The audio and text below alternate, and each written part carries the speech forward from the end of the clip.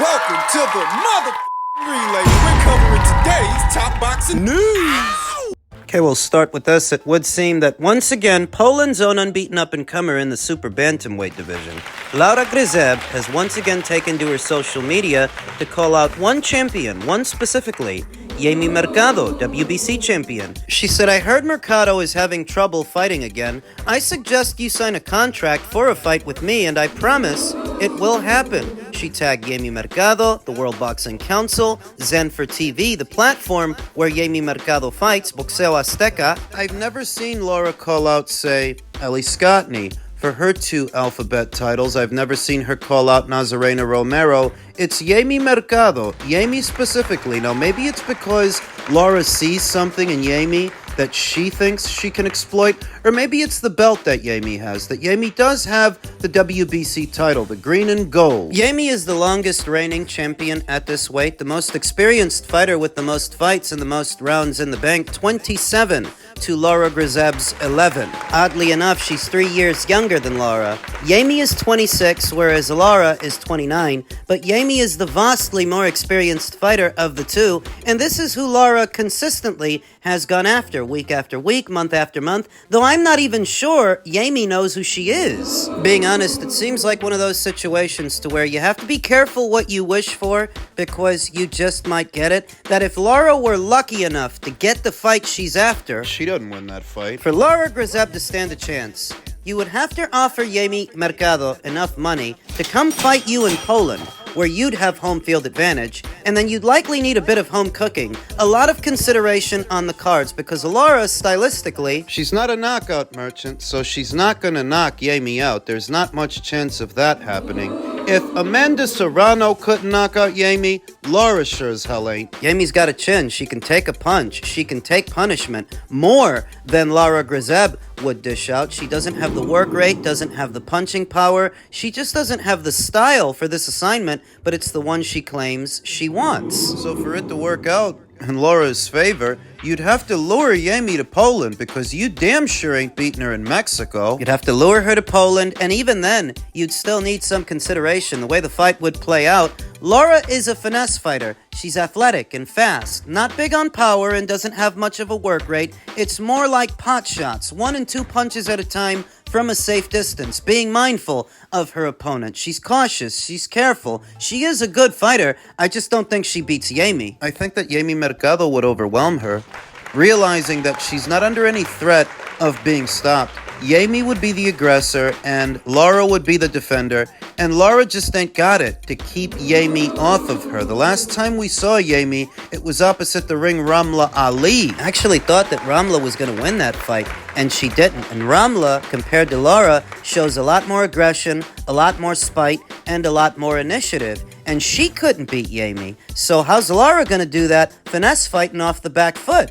It's not going to happen. Only throwing 1 and 2 punches at a time? I don't see it, but that's the fight that Laura wants. That's the one that she's after, and I won't begrudge her ambition. I'm just telling you, if she were lucky enough to get that fight, she'd lose. I think she would. Now, what she would need to actually land that fight in the coming year, I think that Laura needs to be more active. She's only boxed once this entire calendar year, sat out most of it, so she needs to be more active, and moreover, she needs to start fighting in eliminators. You're not going to get a Yafai Mercado fight just because you're calling her out on social media. You're going to have to pin this one down. You're going to have to fight in those WBC eliminators, become a mandatory challenger, and get to her that way, because it's not going to happen on its own.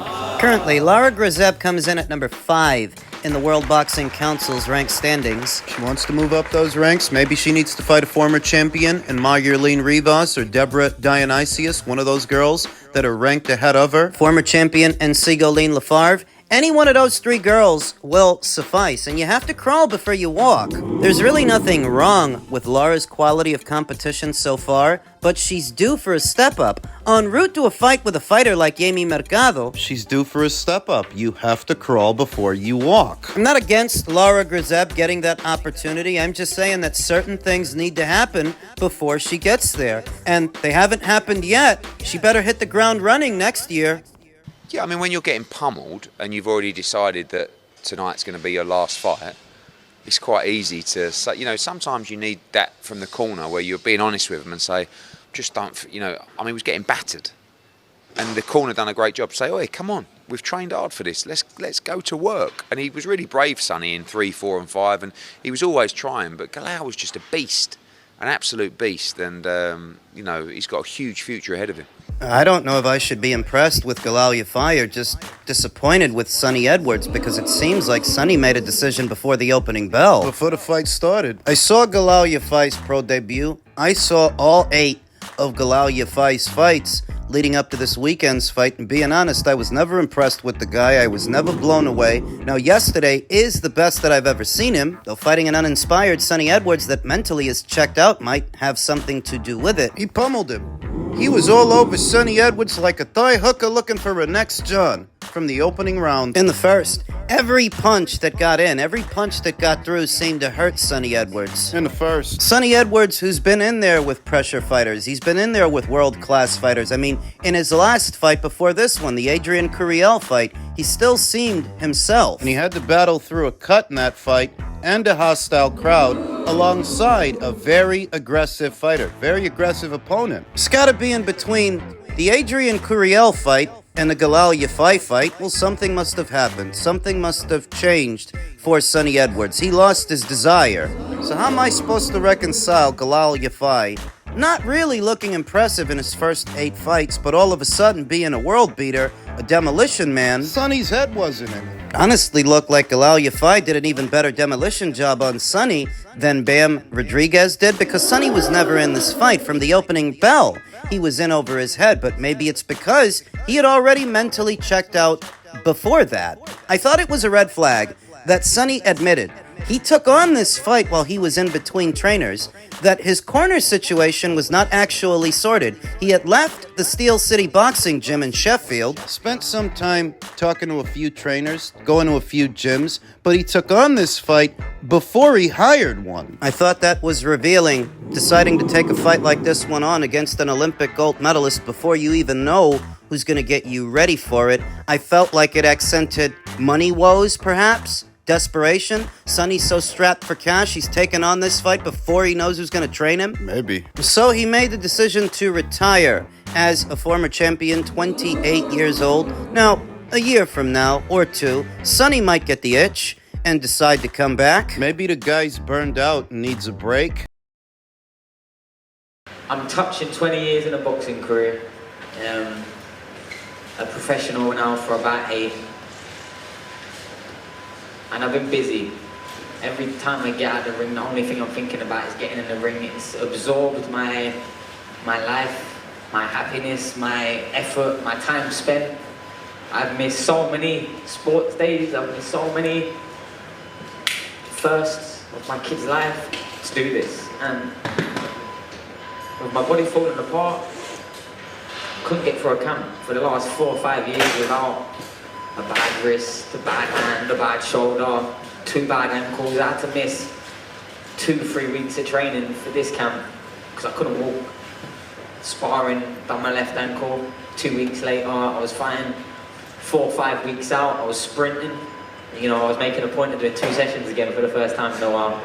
Showed some glimmer of his former self as he was circling away from Galal Yafai, trying to create space, getting off clean counters that were not having an effect, not discouraging Galal Yafai. Sonny was never that big a puncher. But he was landing, trying for big uppercuts up the middle, getting off counter punches, at times landing. Though obviously, Sonny's punches, when they did get in, were not having the effect on Galal that Galal's punches were having on him. They were a lot more damaging from Galal, and he was all over him like a cheap suit. From the bell. From the start. So my diagnosis is, I'm going to curb my enthusiasm about Galal Yafai. I will continue to curb my enthusiasm because as good as he looked yesterday, dispatching Sonny Edwards, he was fighting a guy who checked out, a so obviously uninspired opponent. I'm going to need to see Galal Yafai against a couple of more guys. Saw people piping up about a potential Galal Yafai versus Bam Rodriguez fight, and how far are we from that? I'm sorry, I don't think Galal Yafai is on Bam Rodriguez's level. Yeah, Sonny's a common opponent between them, but it just feels like they fought 2 different versions of the same fighter. Tack on that the beating that Bam Rodriguez put on Sonny Edwards might have at least contributed to what we saw, that he might have beat some of the prime out of that guy. The fight. Not ready to shout from the rooftops that Galal Yafai is the real thing because he beat an uninspired Sonny Edwards. It's a good win. It's a solid win in what is Galal's 9th professional fight. You can give him credit. But I do feel that those eggs need more bacon. I'm gonna need to see him do that to somebody else. Maybe Kenshiro Taraji, perhaps? An even more seasoned fighter than Sonny Edwards was, after picking up the WBC interim flyweight title against Sonny Edwards, Galal Yafai is now the mandatory challenger to WBC world champion Kenshiro Taraji, 2-division champion Kenshiro Taraji. He was a champion at light flyweight, and he's a champion now at flyweight. Francisco Rodriguez Jr. is the WBC's #1 contender, but Galal is the interim champion. So it's conceivable that those two might meet en route to a Kenshiro Taraji fight, or the WBC might fast-track Galal Yafai to the Taraji fight straight away because he's interim champion. Kenshiro Taraji sports a professional record of 24 wins with 1 loss, no draws, 15 knockouts, having been knocked out once in 25 professional contests. His lone defeat came at the hands of Masamichi Yabuki in September of 2021, which Kenshiro avenged the very next fight in the following year, knocking out Masamichi in 3 rounds. One of his more quality wins, Masamichi Yabuki, former champion Hiroto Kayaguchi, Heki Butler. Kenshiro Taraji has been around, he's been unified, and he's been a champion at 2 weights. See, a win over Kenshiro would really round out what we saw this weekend, because I'm still skeptical about Yafai. I'm still on the fence. Now, in Kenshiro Taraji, in many ways, he would be facing a more experienced fighter and champion than Sonny Edwards, and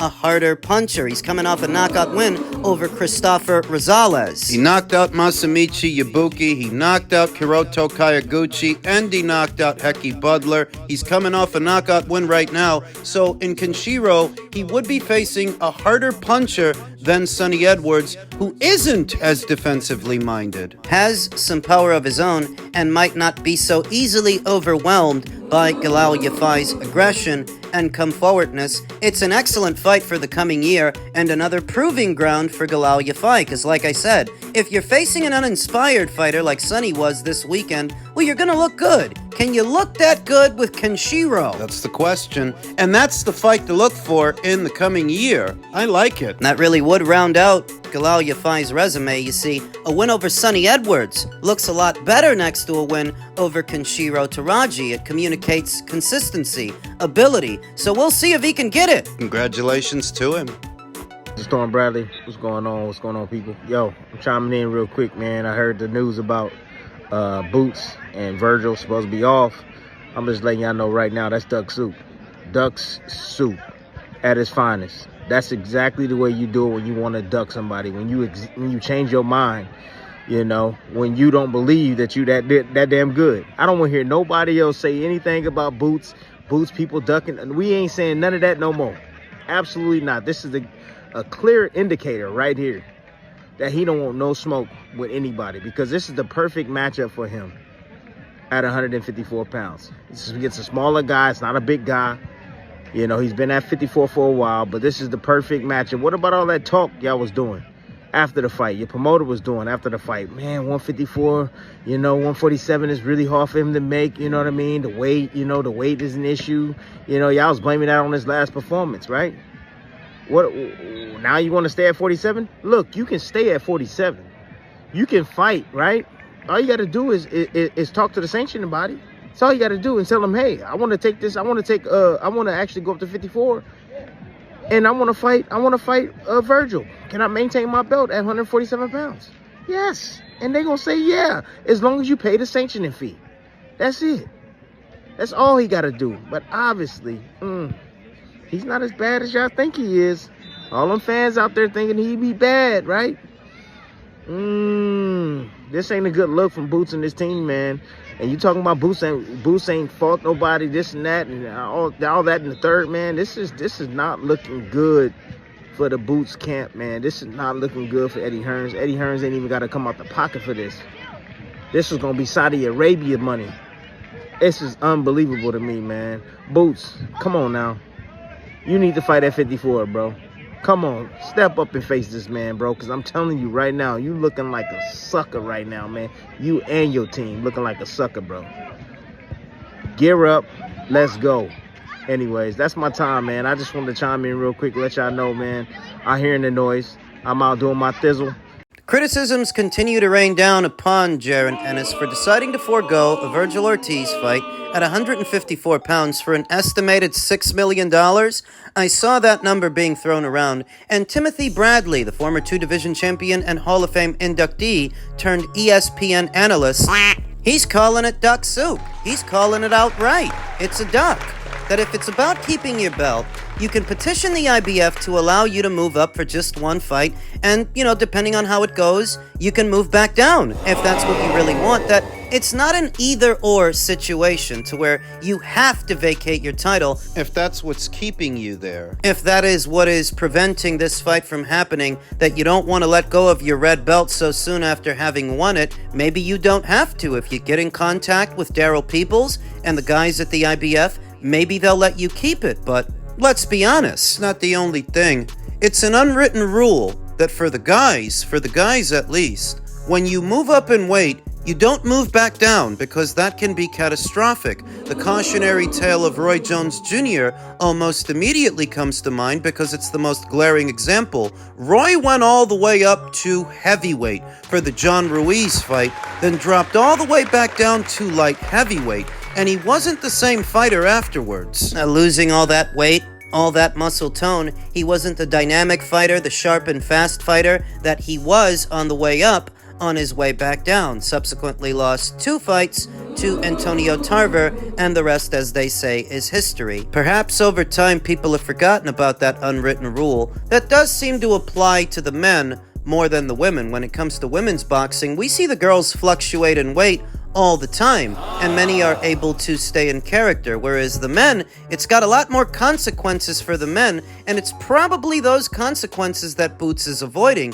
That you go up to 154, you may not be the same guy when you go back to 147. The question everybody's asking is what's keeping him at 147? An undisputed run against unheralded fighters, unheralded champions, most of which never beat a champion in order to be a champion? All of them, really. Jaron Ennis included. He was elevated to IBF champion. Is that what's keeping him there? So maybe people are finally starting to realize what I've been saying all along. Jaron Ennis is a good fighter. I'm not saying that he isn't, but he wasn't this bogeyman that he was made out to be. He was merely a tool. A pawn. To use against Terrence Crawford in the days of Showtime, in the buildup of what eventually became the Errol Spence Jr. fight. They sought to distract you By putting Jaron Ennis on a pedestal. using him as a shield to protect Errol, but now that all of that is done with, we see who the fighter is. And who he isn't.